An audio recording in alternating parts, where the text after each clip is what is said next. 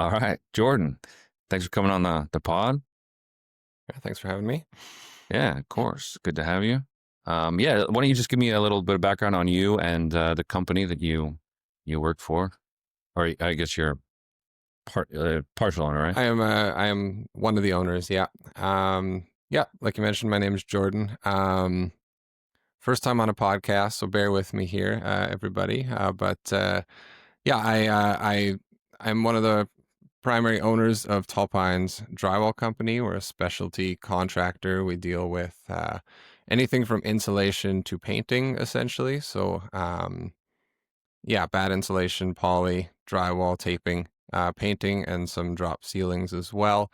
A few random other odds and ends that are related to the drywall kind of industry, but we stick mostly to that. We're primarily in the residential space. We like to work directly with homeowners quite a bit, or with small builders or renovators that just like to have more of a partnership than like a more formal bidding process. So we're more about building relationships than we are getting huge volume and taking on massive projects. So we try to hit a bit of a different market and really just build some of those quality relationships with people that leads to more work. So it's kind of where we are in a nutshell, I would say.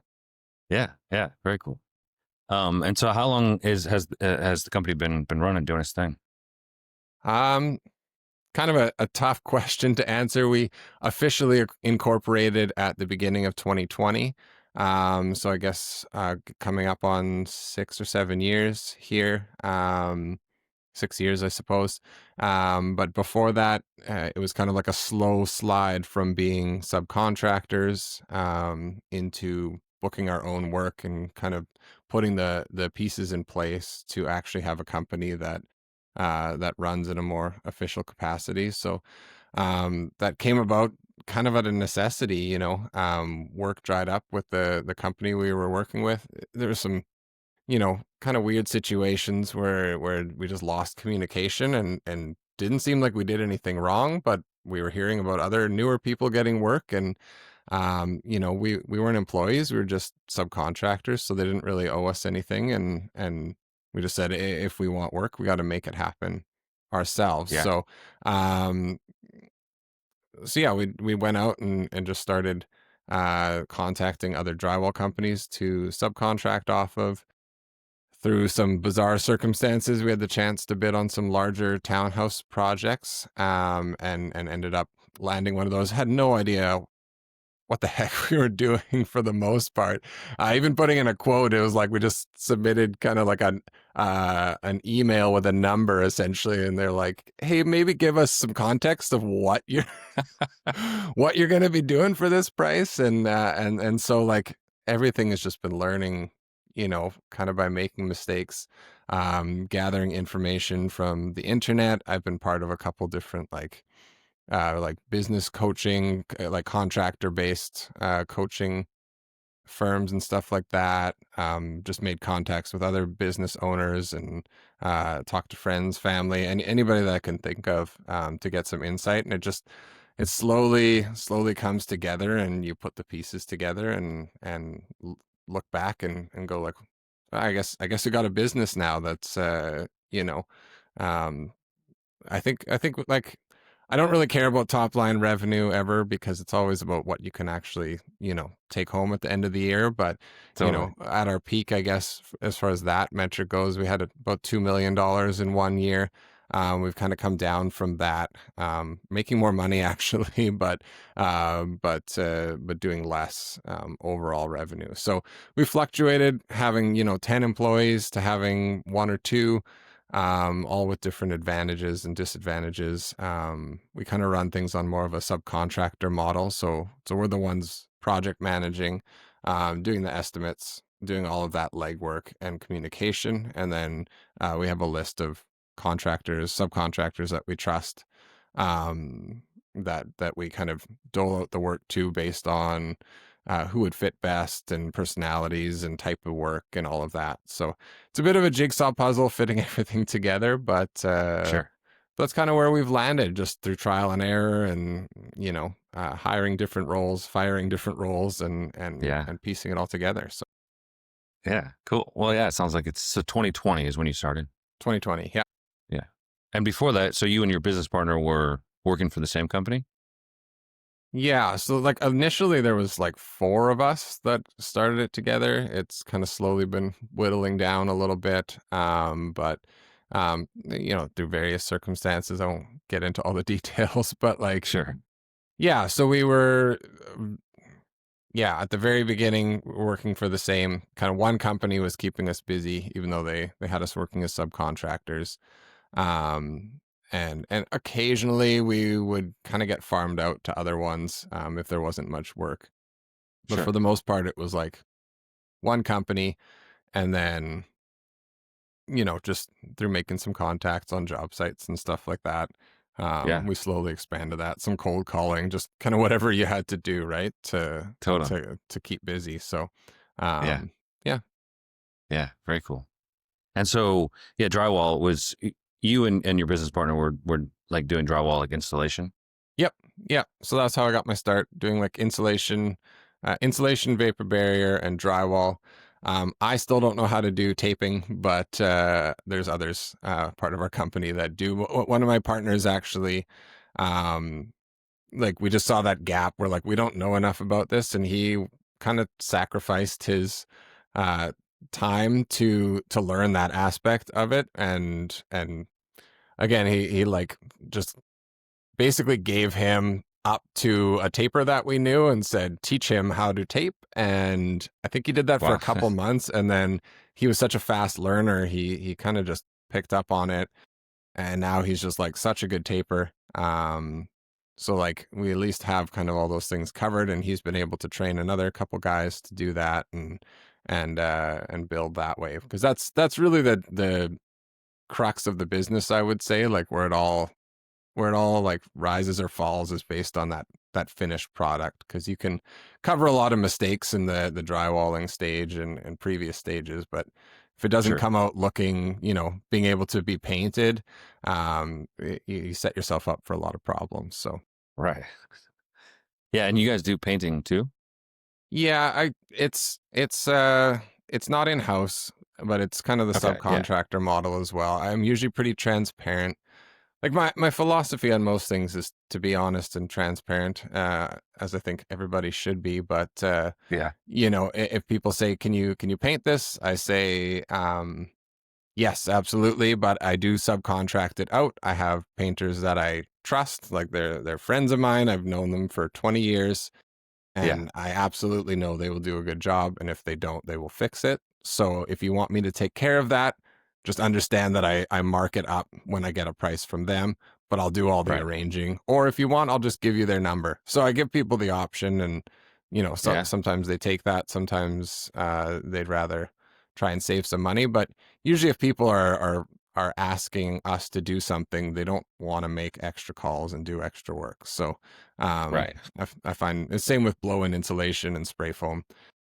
Like those trucks are ridiculously expensive to get set up and going, and you need to Yeah. have them running, 24/7 to do okay on that. So it's just not worth it when I know a couple companies that do it, and I can just say like I'll give a price, and I'll get it taken care of. But it's the same caveat, right?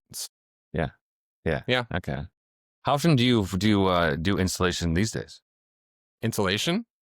Or no, like Oh, the the actual work. insulation. Oh, me. Yeah. Rarely, I would Yeah. say. It goes in phases. I've had some times where I'm like, I'm never doing this. I'm never stepping on the tools again. Yeah. And then, a couple months later, it's just, we have too much or whatever's Sure. happening. And I'll step in for, a week or two and do things here or there. But inevitably, everything falls apart when, like, I'm not trying to like talk myself up, but there's so much admin, sales, um, other work to do that, and actually I really enjoy going back on the tool. So it's actually a bit of a challenge for me to have the discipline to say this isn't what's best for the business, Yeah. and like I need to be spending my time on other things, because what happens is I go back on the tools and it's great. Like, obviously we save some money not having to hire subcontractors, and I feel good about my days because it's like tangible progress. I don't Right. know if you have that ever, but like you can feel like you're spinning your wheels sometimes as a business owner, right? Like, what did I Yeah. do today?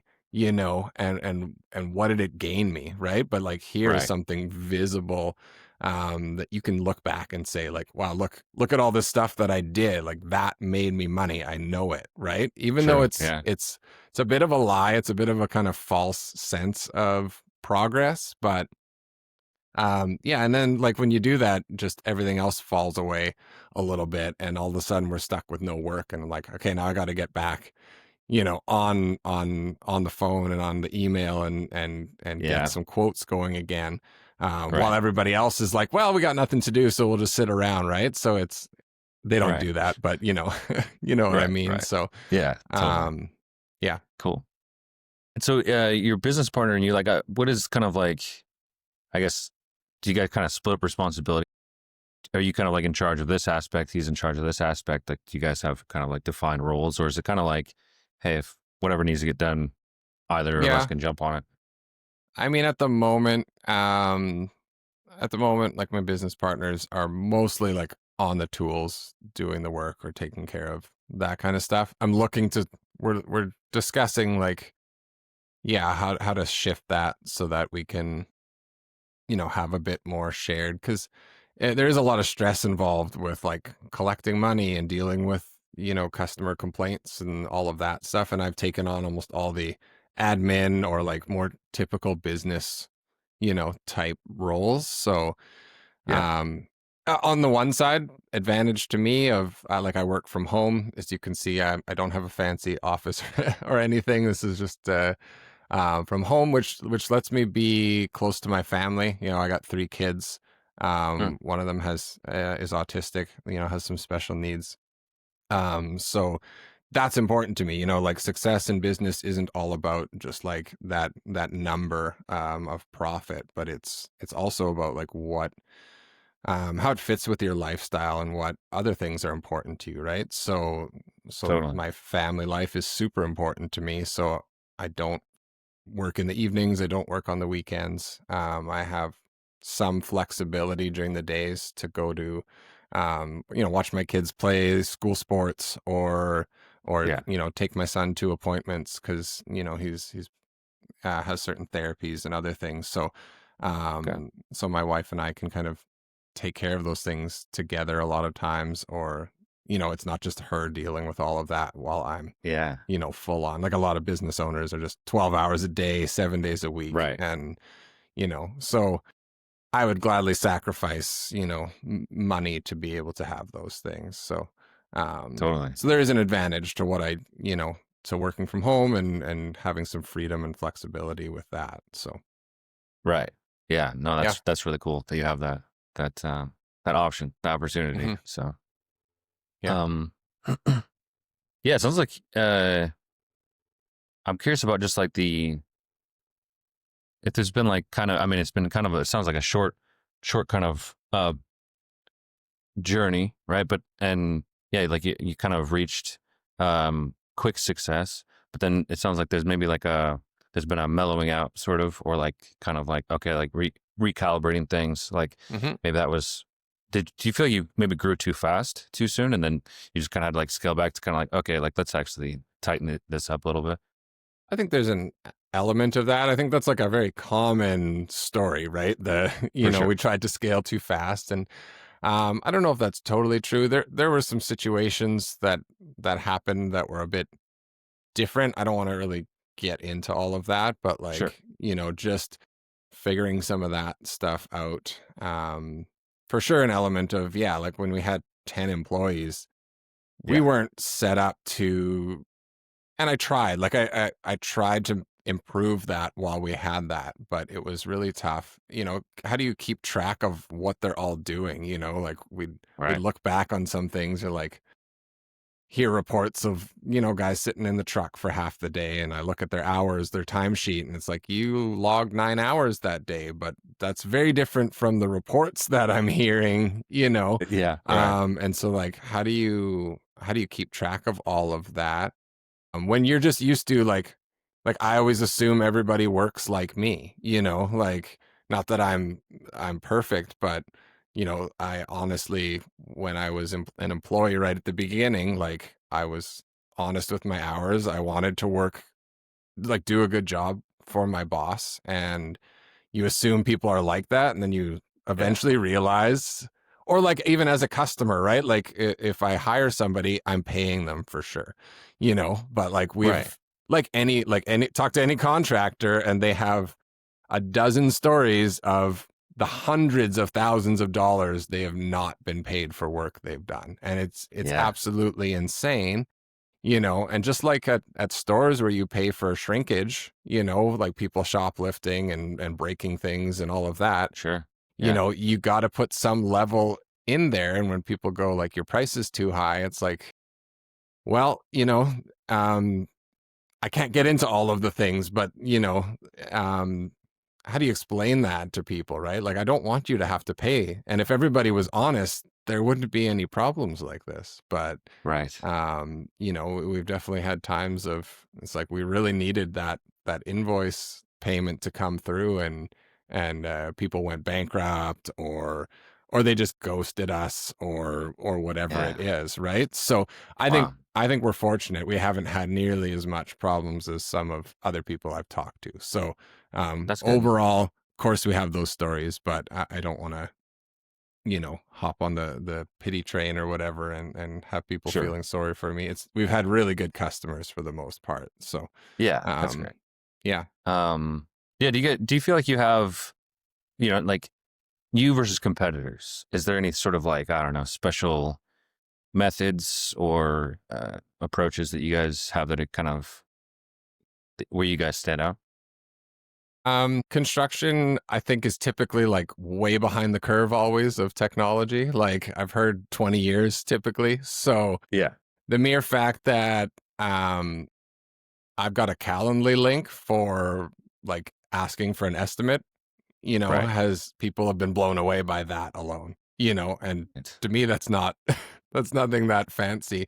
You know, yeah. we're, we're working on like a self-booking calendar. Like it's kind of up on our website, working out the kinks where like for smaller patch and repair type stuff, people can come on there and they pay up front, they book their date, and then we're just trying to put the finishing touches on like our process that gets it done in one trip, right? So Wow. trying to like nobody else is really doing that in our market, in like Yeah. in our city. So trying to stand out that way.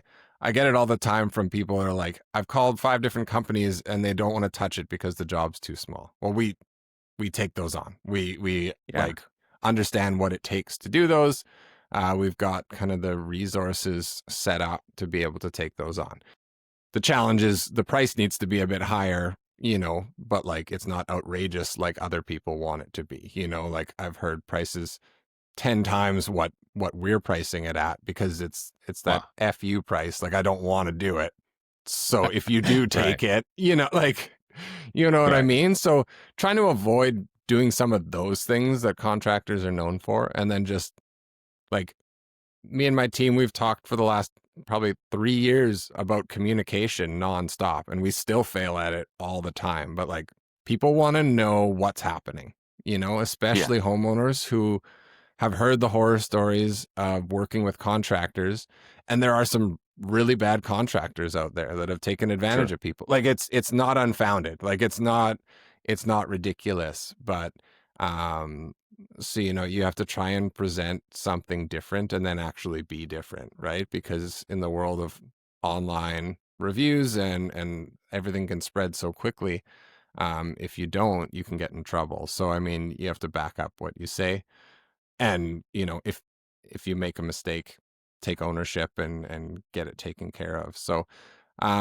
it's some of that kind of stuff, right? Which means we sometimes have a few more people maybe on staff or doing roles than other companies might, where it's just kind of like the owner trying to hold everything up, right? So that we can get those faster responses, so we can have somebody that's organizing the schedule and making sure to take care of like any scrap or garbage and stuff like that, because that's a big deal to people. So we try to focus on those aspects of the jobs, especially it sounds really cliche, but like it's the simple things, right? Like cleanliness.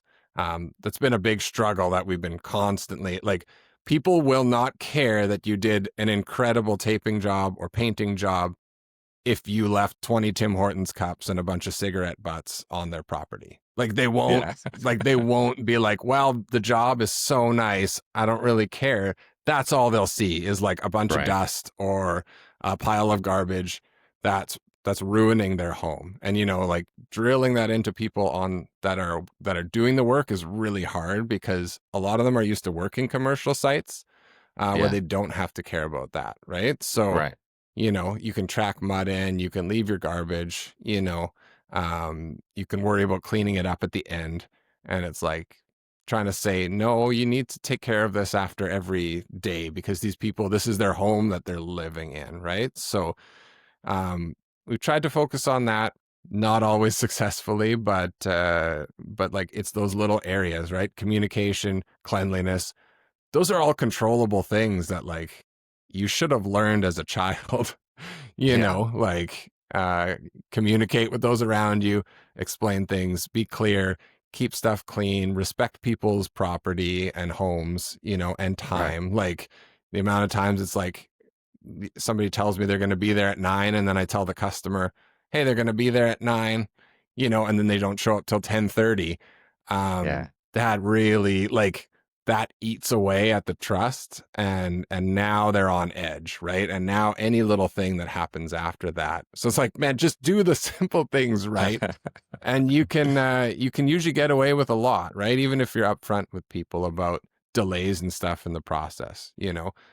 It's worse if you wait till the last second and then tell them it's not going to start till tomorrow. If you had told them Right. as soon as you knew about that, you know my experience is that almost everybody understands some level of construction scheduling, and that it's really difficult to nail down. So Yeah. it's Yeah. not reinventing the wheel. It's just taking care of the simple things every day. I think that is a big focus, and that sets us apart from a lot of our competitors. So, Yeah. That makes sense. And it's really cool. I feel like it is rare to have like a booking thing that actually right. works. Just like from the website. I feel like that's huge. And I feel like it's difficult. There's a lot of contractors I feel like that just pencil stuff. Like they're still Yeah. on paper.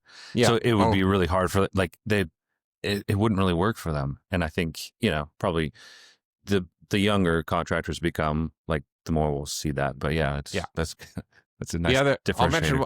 I'll mention one other thing, because you might find it interesting, just being more in a tech space. But I started doing. I don't do it on absolutely every single quote, but I'll film like using Loom, like a screen share video walking through the quote. Yeah. Just kind of explaining what everything is, because obviously it's ideal if you can sit down and walk through it, but like I'm putting out 30, 40 estimates a month. I don't have time. And like, I don't think people want to take the time to do, a $3,000 quote. They don't want to have a 1 hour meeting to discuss that in person. Right. Like I'm not going Yeah. to print off my proposal. So I just do a screen share video, and then I send them the quote with a link to Loom, and like lots of positive feedback from that. They're like, wow, I love Yeah. just having it explained to me, and they can watch it on their time, or they can skip Right. it if they don't care about that, right? So I feel like it's respecting their time to do something like that, and I don't see anybody else doing anything like that. um Yeah. Even in some other Yeah. spaces, like I just think that's been one of the, I can't remember how I got the idea. Like I might have gotten it from another contractor, but I just thought that was a great idea. Takes a couple extra minutes to just walk through it step by step. What do these words mean? What is this? Because a lot of that language is going to be unfamiliar to your average homeowner, right? So Yeah. if they feel comfortable with what they're getting and they're not worried about surprises, and they know we have like a 1 year warranty on our work and stuff like that, um, that goes a long way too. Yeah. Yeah. Very cool. Let's talk about marketing for a second. So how are you getting new customers? Yeah, obviously at first it was a lot of word of mouth. And then I hired a third party company to do Google ads for a while. That took people to a landing page so we could track that. I ended up stopping that at some point. I tried out I did about a year or two of like SEO with a company. Um and so that like we launched our website to the top of everything. Nice. With So that's just paid a off. little bit of work. So that's paid off, but a lot of our links, like a lot of our traffic was coming from like India or the US. Like we're based in Canada. Oh, so I kind of looked at it and went, I don't know. And like, so now I'm back to trying some Google ads that are like hyper local, focused on not just our city, but like specific area codes that we want to work Nice. in our city. So that's only been running for a week or two. So Okay. have yet to see like kind of the results, but been getting quite a few quote requests through that. And I think Already? they're starting to kind Yeah, of see like I'll need a bigger data set to be able to analyze for sure. that. But Are that's you just kind running? of go ahead. Sorry. Nope. Are you running that one on your own, or did you? Yes. Like I've got a like a friend of mine that has like worked in business for a long time. So like he's older than me. He made it his like purpose to, or like his niche is going into struggling businesses and turning them around. He only Okay. wants to work with businesses. Not that like we were doing that badly, but like Yeah. I'm friends with him, and so I kind of broached the idea of like, would you ever work with me for, like not like a paid rate, but like kind of an investment capacity where, like if you get us to certain targets, then you're gonna get paid a certain amount, like a percentage of those, right? Yeah. And he was like amenable to that. So he only does like, a couple hours of work a week, and we meet and stuff like that. But because like he's basically retired, like at Okay. retirement age. So he's like, I'm good. Like I just want to help people now, like Yeah. like small business owners that need to make a couple extra thousand a month to like, like help give their families kind of what they need. So I'm really appreciative to him. So he's got some contacts that have been working on that side of it for me. So it's not run through Nice. like a big company, but he's taking care of some of that, like the copy and all of that through Google Ads, and some of the tracking stuff. So like he's taught me a lot, hugely indebted to him for just changing my perspective on how to see business, and activities, and Yeah. what to track and what to ignore, and how to examine expenses. Is it a good expense or a bad expense? Like expenses suck all the time. Like it's money going Yeah. out, but it's like, can Right. you track what that expense is giving you? Every dollar you put into that, is it giving you $2 back or $3 back, or is it not giving you anything back? Well, why have it then? Business is just math, right? Like if you get this sales target at this margin and this is your overhead, this will be your profit. It doesn't matter what your business is. Um, the math will math essentially, every time, right? So all you have to do is change dials and turn them to increase certain things, and that's how it will work. So um, sounds like I'm really good at it, but I'm not. I just like it's easier said than done. But Yeah. Yeah. You're you're a that's how it student. breaks down. So Right. Yeah. No, that sounds like a really great contact to have. He's too bad he's retired. I wonder if he'd be interested in going on a podcast though. He sounds like he'd he have some probably he some pretty might great be. insights. He would be Yeah. amazing on a podcast. Like Yeah. That yeah. would be awesome. So yeah. Because I feel like I have a few business owners in mind that could maybe use his help. But I mean, if he's Yeah. retired, he's retired. Well, like But yeah. I think his retirement plan is to do stuff like what he's doing with me, with a couple Right. other So businesses. just like kind of fun to write. He just wants like, and if he doesn't make any money, it's fine. Like he likes this kind of stuff too. So Yeah. it's just like, yeah, I just want like play money, like like money that I Right. don't need, but Yeah. can send me on a vacation, or whatever it Totally. is. He can help his kids out, Yeah. or or whatever. It's like, it's kind of a win-win. I don't have to put up the investment up front, because I was part of like a coaching thing, but it was like, it was over 2 grand a month for Wow. that, Yeah. for that level, that like the tier I was in, and it was helpful. It taught me a ton of things, and got me some good contacts and stuff. But ultimately, like when you're spending 25,000 to 30,000 a year on something like that for a smaller Yeah. company, it takes a big bite out of what you can do. So, um, to be able to do this and be like, yeah, of course, like if you get us up to this level, you Right. know, um, happily kind of share some of that with you. So, Right. No, that's a um, great deal. yeah, And so, yeah, that's cool. I hope that the Google Ads works well. It does take some time. I mean, from my experience, it can yeah, take, a couple months even. Is yeah, maybe too early to tell. But if yeah. you're already getting calls after, first couple weeks, like that's a good sign. So, um, yeah, I guess like what other marketing have you tried? I mean, have you like social media at all, or Yeah, we have social any other? media. It's funny, I just talked to like my team today about that, because in the past I've had people kind of filling that role, like of posting stuff. But again, just trying to find the right amount of expenses. I've had to cut back on some of those things. But Yeah. we're trying to figure out a schedule. And like, I just started with some like AI employees as well that will do some of that. I don't know if you've, you know, dove into any of this type of stuff, but I'm For sure you sure. have. Yeah. So, I mean, there's a fakeness about AI posts that I don't really want, but if it can help me Definitely. streamline some of the process where we can get like real pictures in and tweak the copy, I'm hoping that like kind of each one of us, like there's about 5 of us in the company, like the core company, if one of us can take like a post like one a week or something like that, or even like every other week, we split it up, in a way Yeah. that everybody's contributing one post a month or two posts or whatever it is. Right. We're going to try and do that, because like we have done a ton of posts. We have had some kind of like professionally done where I've worked with photographers and stuff like that on some jobs, but it just gets pricey to keep that level up. And it's more Yeah. for building trust that people look at Instagram. Like we're not getting leads from it necessarily. It's so when people check up and go like, is this company actually active? Yeah.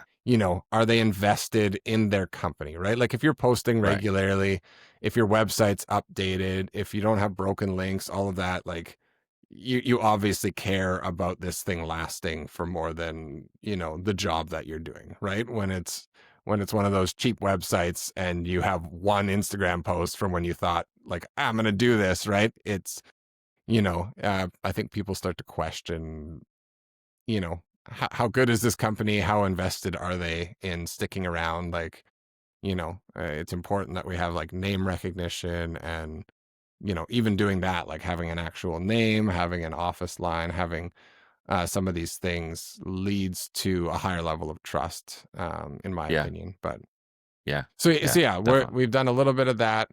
We've tried like lawn signs, but we haven't had much Okay. consistency with that. We're gonna try and do some like flyers that people hand out, just like when you're on a job, take 10 minutes before you leave and hand out like a couple on each side, like of the house that you're working on. Yeah. So I want to try some of that kind of more like guerrilla marketing Right. stuff, Or like and then postcards. yeah. Yeah. Just like with a QR code that can link Right. to like our link tree, and then you can see immediately, like, do you want to just learn more? Do you want to request a quote? Do you want to book on our online calendar right away? Like, we'll try pushing some of that stuff. So, um, yeah, I would say it's that kind of stuff. I mean, interesting with this, I've just gotten into this now, the AI employees, like one of them is a sales associate. And so Yeah. this bot will scour LinkedIn and the internet, and I can have a conversation with it about, what kind of leads we're looking for. And it'll find email addresses and pop them into a sequence. So Yeah. it feels weird to me. Like, I don't know if I like it or not, like Right. ethically, morally, but, to get introductions, right? And just like have something running in the background. So I think there's a lot of different streams. Like we do want some repeat business. And then we do want some like private customers that are just doing one-off projects. Right. And we treat them each a little bit differently. But like it serves our purposes to have a few different income streams and different job sizes. If you're only doing, like we did this for a while, we only had jobs that were like $500,000 or $300,000. As soon as you miss out on one of those that you expect to have, like you can't just, like you said with Google Ads, you can't just turn on the tap and have calls flood in for jobs that want to Right. be done immediately. Like you need a pipeline that's going, and ultimately that's one of the reasons I abandoned that like pursuit of these big jobs. Like we ran into like kind of a conflict on one of them, and the relationship fell apart, and that was the one that like launched our business you know Mm. Yeah. I knew from then that I'm like, I don't want to be reliant on any one developer or contact, because I've heard from other business owners too. It's like I was working for this one guy making tons of money, and then they went bankrupt, or they hired another company to do all of that work. And it's like you can't control that as easily. Like Yeah. unless you're absolutely committed to bending over backwards for somebody and giving them a low price and like high quality and all those things, I think it's not smart to just put all your eggs in one basket. Like you Sure. need some of these different streams, and you need to be prospecting constantly. Like I'll have jobs come up. It's like I quoted it 2 years ago, and now they're ready to go because they had delays, Right. right? Or a contact I tried making 3 or 4 years ago, and now they remembered, when they have problems with their current contractor, they're like, hey, I remember talking to you. Like, are you interested in getting in on this project? Right. So Right. if you're not doing those things and you're just kind of resting on what you have right now, so I think you need to like take a multifaceted approach to doing that. Right. But Totally. Yeah. yeah. That's kind of my favorite thing about AI is the kind of lead nurturing, like you Hmm. can sort of like just kind of follow-ups that like are kind of automatic, that like if you haven't heard from someone for maybe they're interested, kind of like you said, like you could have like a 2-year sequence where it's like, hey, in 3 months we're gonna just like send this, just like something, just kind of like remind them that we're out here and we're still available. Um yes, like that kind of stuff. Or even just like missed call, like text back, like, hey, sorry we missed your call. Someone will, be right with you. Things like that, where you could just basically let people know that like, hey, this is an automated message, but like Yeah. But we're we do, reaching out to you. we care enough to have set up an automated message at Right. least. Right. Right. Yeah. Um, yeah, Yeah. I'm terrible with phone calls. I hate like, because Okay. it's always when I'm Yeah. in the middle of something else, right? Like Yeah. Right. every time, inevitably. Yeah. That's why I love the like online booking calendar. People can just go straight Yeah. onto our website, and even if they Right. want just a quote and they don't know if they need a site visit for an estimate, it Yeah. comes in through the process. They get an automated email response with next steps, asking them like, here, you can either book in or you can send me pictures or ask me questions, and then by the time I even touch the lead, I've got all the information already. I didn't have to answer a phone call, tell them to send me an email, wait for them to actually do that. As soon as they've clicked something in, now they're captured in the system, right? So Yeah. that's often the way. Like somebody leaves a message and then it's like you call them back, maybe you don't even get a hold of them, they could Right. call you back, you have a conversation, you say, I need Yeah. to gather all of this information anyways. So many times Right. I've written down somebody's email wrong because like Yeah. you mix up two letters and all of Right. that. So Yeah. yeah, no, that's absolutely right. Yeah.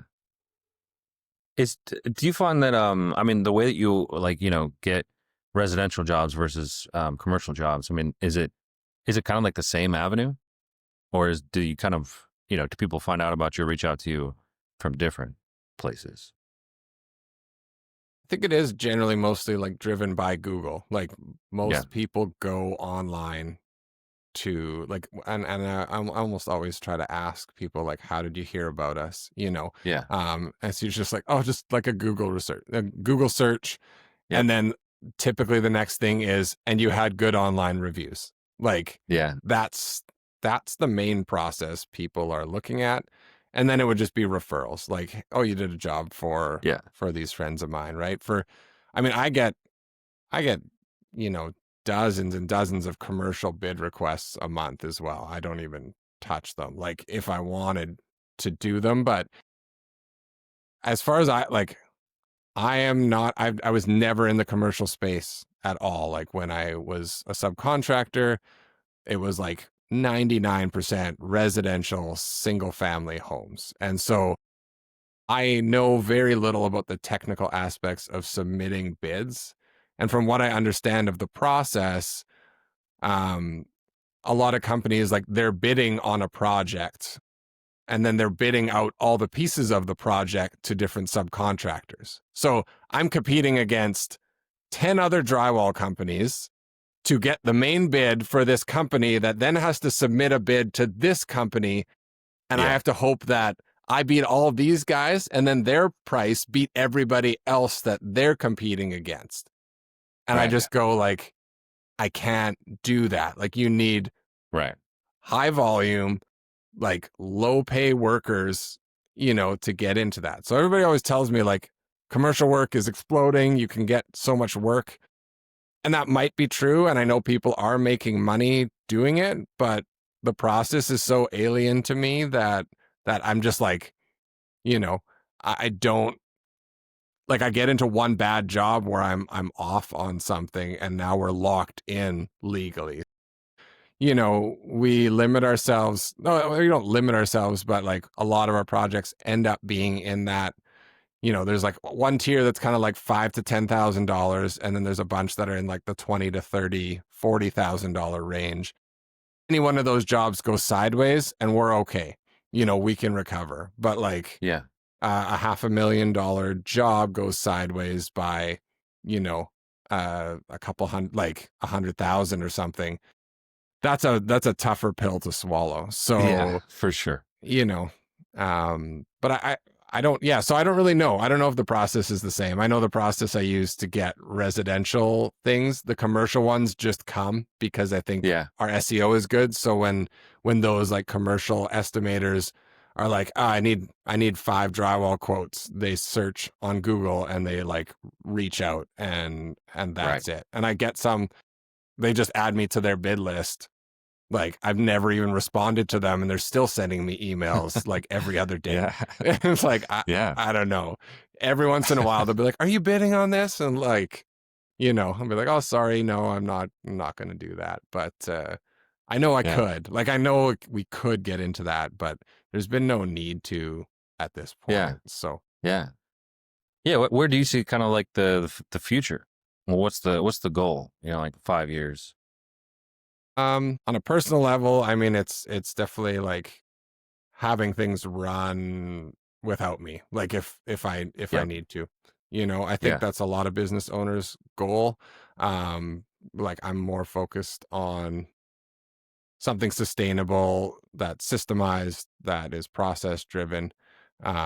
It's really hard to set up. Like it's harder than I thought it would be Yeah. to nail down some of those things and keep it consistent.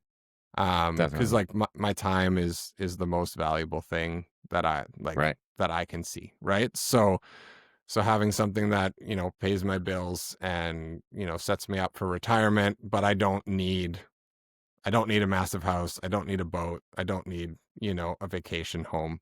Um, Sure. all of that. So I mean, I think the goal is to really build into what we're doing and if possible niche down even further. Like actually eliminate services that aren't worth it, and be Yeah. able to evaluate those aspects of the business that goes like where I have clarity on what I say no to more Yeah. so than anything else. Like that would be my goal for the future is like I know I want this job in this area for this price. And I know if I spend this amount of money on ad spend and Yep. win this percentage of jobs, then we're going to we're going to reach our goals on a consistent basis. And I know these months are slow months where we need to spend a bit of extra money or run a deal or a promotion so that we can fill Yeah. it up, and know Right. that like every November we need to do this because, 5 years in a row, that's a low month, right? So let's push all these. This is what I've learned from the guy that I'm working with a lot. Yeah. Like he's taught me to kind of like change that perspective. So it's not just like explode your name out there and take everything. It's like focus on specific areas for specific services, by focusing on area codes where our employees are, we can save a ton of money on like fuel expenses and mileage expenses. And we can also probably fit in, maybe we can fit in 20 more jobs a year or 30 because we've eliminated driving time and replaced it with actual working time. If you can Yeah. do 5 houses on one street, that's, obviously going to be way better than doing 3 houses in different corners of the city. Right. So, Right. so focusing on those little things and just like really getting it to be a machine that can, that I can run, and then I can make the decisions based on that. So it still feels a bit Yeah. chaotic to me now, and I'd Right. like to eliminate that aspect. So I wouldn't say it's as much monetary goals, besides like kind of getting to the right level where it's sustainable and where I can live comfortably and take some time off with my family. We don't need to go, on vacation, somewhere 3 times a year or anything like that. But even just to take time off at home and know everything's running, everything's going to be fine. All the bills are going to be covered. We can give away money to things that we deem important, Right. charities or like, like church and faith is important in my life. So like being able to engage in those things and do all of that without having to worry is like really important to me. So Yeah. I think I focus a lot more on that than like we want to hit 10 million in revenue or 500,000 in profit or anything like that. Those are nice metrics to have too, but it's not how Right. I measure stuff as much. Yeah. Right. You're looking for more like a process, kind of like getting it to a, yeah. Yeah, that makes sense. I like that. Yep. So Um, any kind of like, I don't know, trends? Where do you think that the industry is heading that you're seeing? I don't know. Like I don't think there's been major changes to it. Like I try to keep Yeah. my eye on some things. Like um there's a product called like TrustCore I think it's called TrustCore. It's like it's almost like vinyl siding, but it's meant for interiors, and it just kind of like snaps together. Like they're trying to promote it for garage interiors. Interesting. Instead of drywall. You don't have to tape it, you don't have to paint it. It's just like install one day, it's done.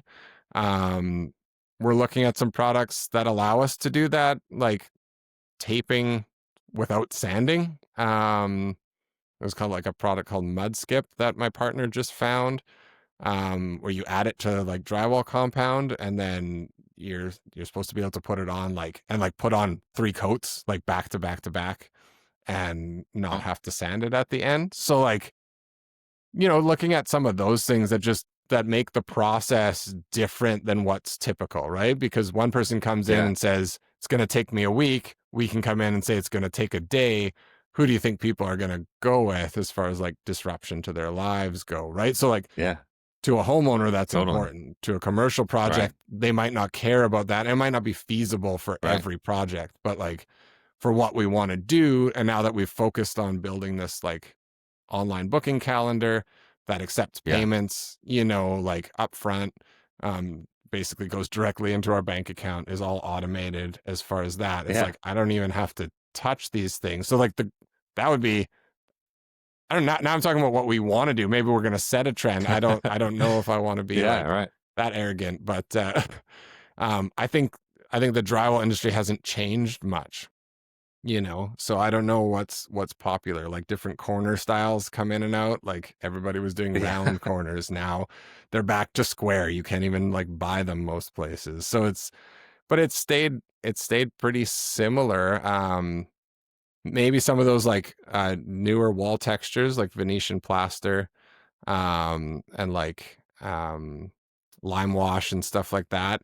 Those are more niche wall finishes that are popular on like Instagram and TikTok and stuff like that, and they look incredible. It's like you can get this like glossy stone look just by using a trowel and mud, and you like buff it out so that it shines essentially, and you add different colors, and it's really artistic. Like, you know, if you want to look that up, it's super cool that like these guys are brilliant at what they do, you know, like it Yeah. requires a bit of an artistic touch, but great for Right. feature walls. So like I think some stuff like that will, but it'll always come and go, that kind of stuff, right? So it's hard Sure. to hitch your wagon to one of those because, you know, everybody used to have one style of, like in the 70s there was a bunch of different finishes that nobody does anymore, right? So um so who knows what's next exactly, but I haven't seen anything coming up that I feel like is going to take over anytime soon. But I know we'll have to be on the lookout for it, right? Because if you Yeah. don't pivot, then you end up getting left behind, I think. So we'll see. Cool. Well, yeah, I think we're gonna wrap up here. I mean, this has been Sounds this good. has been great. I don't know if you want to provide ways that people could reach out to you if they're interested. Can visit our website, you know, type Tall Pines Yeah. Drywall into Google, Yeah. tallpinesdrywall.com. Everything's kind of there. I mean, it's easy to just put our business name in. We're in Winnipeg, Canada. But yeah, I mean, we're a local business, right? So we don't service much other area. But if anybody's interested in connecting or even talking about stuff like this, you know, I'm happy to do that. I did spend some time, like when I was part of that coaching firm. I did some time not volunteering, but I was like a paid subcontractor where I helped other people coming in to learn some of these concepts and stuff like that. So, you know, I do like to be able to help people as well. I'd like that to be part of my future plan as well.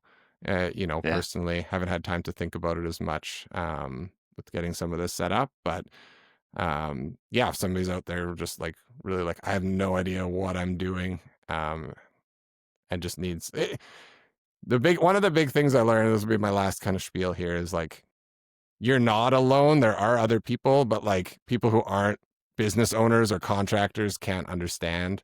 So like Yeah. there is a lot of like, it was helpful for me psychologically to talk to other people that were going through the same things, and just realizing that like, I am not this colossal failure because these things are happening to me. They're happening to almost everybody running a business. So like that gave me a Sure. lot of confidence to be like, okay, let's figure this out. It's not, you know, it's not just me that's struggling with this, right? So Right. yeah. Yeah. That's a great message, and I feel like I've heard that before, but it doesn't get old. No, yeah, it's still a struggle, but yeah. That's great. Cool. Yeah. Well, thanks again for coming on. Appreciate the invite. Yeah. All right. Bye. Okay, see ya. Well.